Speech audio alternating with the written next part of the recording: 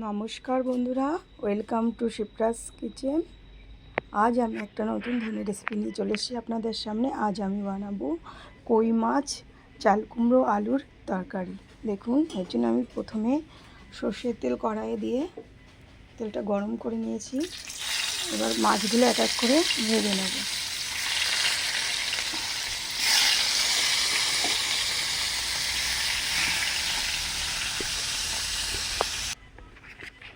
মাছটা ভাজা হয়ে গেছে, আমি নামিয়ে নিয়েছি।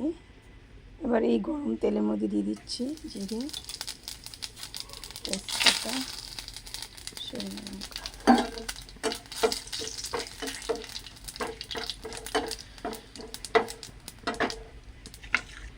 এবার দিয়ে দিচ্ছি আগে থেকে ধুয়ে কেটে রাখা আলু। এবার এটাকে একটু ভালো করে লাল করে ভেজে নিতে হবে। দিচ্ছি পরিমাণ মতো লবণ আর পরিমাণ মতো হলুদ গুঁড়ো।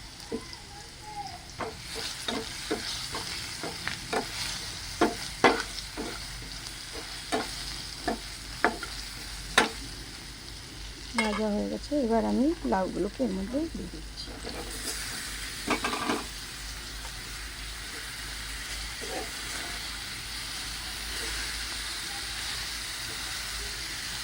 এবার এটাকে একটু নেড়ে ছেড়ে নিতে হবে।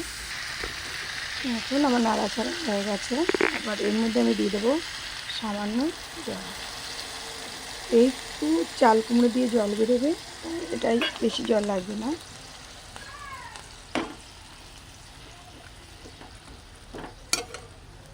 এবার আমি কিছু সময়ের জন্য এটা ঢেকে দেবো।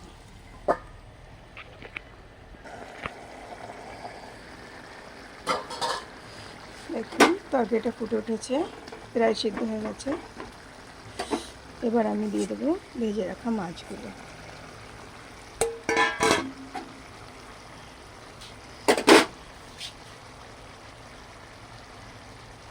আর দিয়ে দেবো কিছু চেরা কাঁচা লঙ্কা আর একটু ধনে গুঁড়ো, একটু জিরে গুঁড়ো।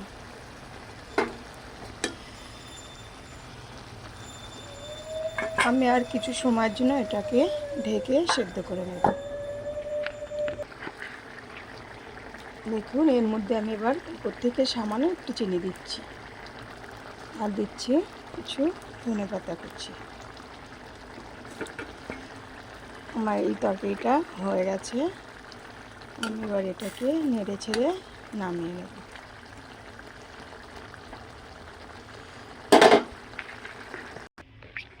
দেখুন, আমার চাল কুমড়ো, আলু আর কই মাছের ঝোলটা কি সুন্দর দেখাচ্ছে।